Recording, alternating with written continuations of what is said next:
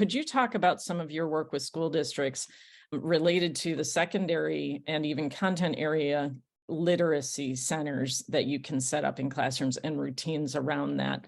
Because I think it's really helpful to break that down into practical, doable terms, because that's Yeah. when you start to address the diverse gaps that we see.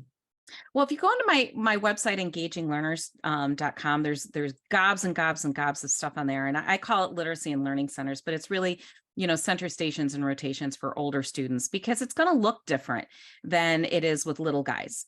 And so, for full disclaimer, I ripped off everybody and made like my own model that came out of an instructional need when I was working in Western Maryland over 10 years ago. And then, also what we know of the neuroscience and how we learn, it's just a better strategy. And a lot of folks will say to me, well, I need to get them ready for college. Well, I have news for you. Learning how to work collaboratively on projects and small projects that lead to a larger one, that's actually what college is about now, and developing that executive functioning to be able to work more independently and through guided kinds of instructional experiences. But it starts with a mini lesson, so that's direct instruction. So maybe I want to, the example that I just gave to you would be a perfect example, the essential question. And then we did a mini lesson on, looking at Mount St. Helens and filling out the graphic organizer. Then the students worked in small groups, in that case, on different topics. But the other thing that you can do too is have a teacher-led center. So if you have kids who have challenges with foundational skills, that could be an opportunity for me to work with the students. Or if you have an interventionist with you too, that also is an opportunity to work with those students. Sorry. Yeah. And then, I just wanted to show one of the routines, because this is me. This is me kind of ripping you off. It's all good. After all these years. But these are some of our flexible literacy routines that support this kind of work, where if we have the resources and we have the routines, then students can actually not only work at their own pace, which is another really important part of reducing frustration that students might feel when they're unable to meet an expectation, because we all read at different paces. And so if I'm not done and you've now moved on, I'm struggling from there on out.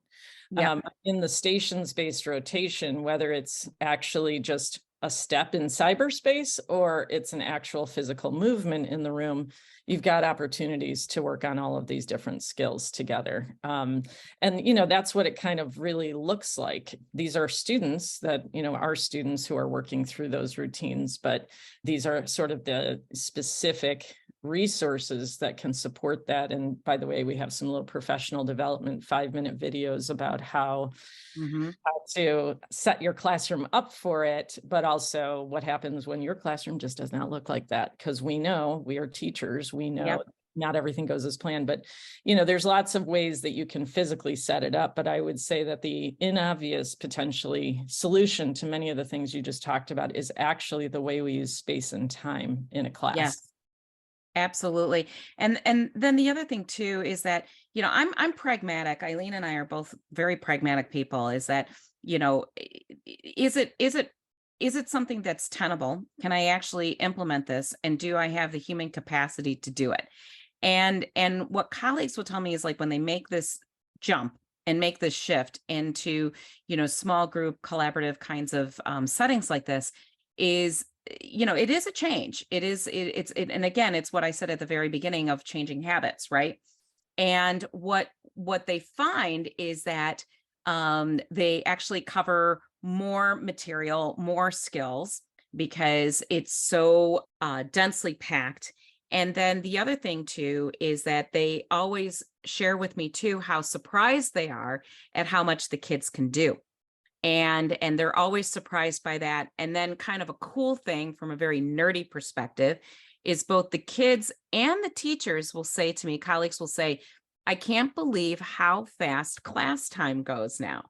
And from a nerd perspective, that harkens to Mikhail Csikszentmihalyi's, who's a Hungarian psychologist, of flow theory, that when you're deeply involved and engaged in something, you lose track of time.